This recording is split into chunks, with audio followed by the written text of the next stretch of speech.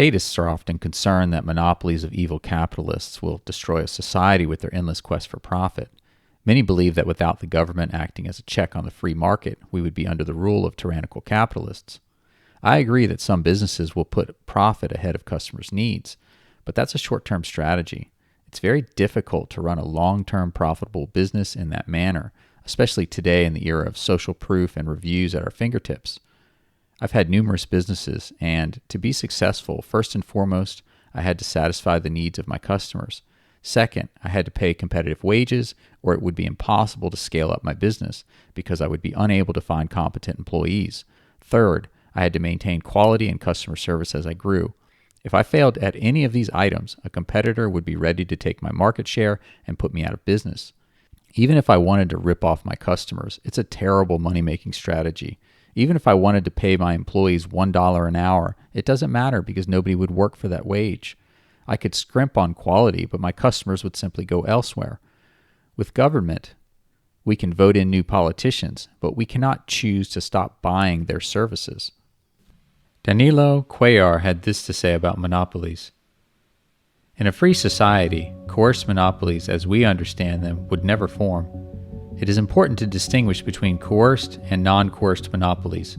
The former comes about through special interest status, lobbying, bribery, and protectionist laws.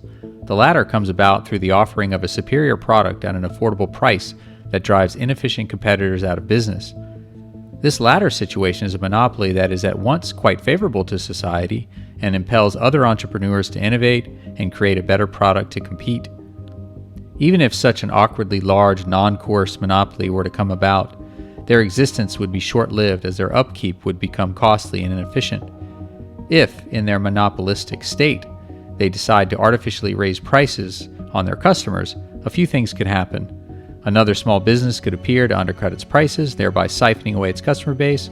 Customers could substitute their product for another or simply rearrange their lifestyle to accommodate for the absence of said product.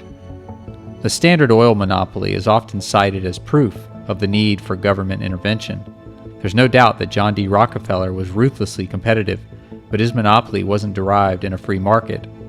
In 1899, investigative journalist Henry Lord Damaris jested that the Standard Oil Corporation has done everything with the Pennsylvania legislature except to refine it. And in truth, since putting the Standard Oil Corporation together in 1878, John D. Rockefeller had bent and bribed the state government to his will. Standard Oil did provide a valuable product at an affordable price. They did not force customers to purchase their products, and they did not force their employees to work for them. By 1880, Rockefeller and Standard Oil had 90% of the American refining capacity. By 1911, his stranglehold had fallen to 60 to 65% as competitors took market share. That same year, despite the shrinking market share, the U.S. Supreme Court dismantled the monopoly, forcing Standard Oil to be broken into smaller, independent companies. Standard Oil was far more valuable in pieces.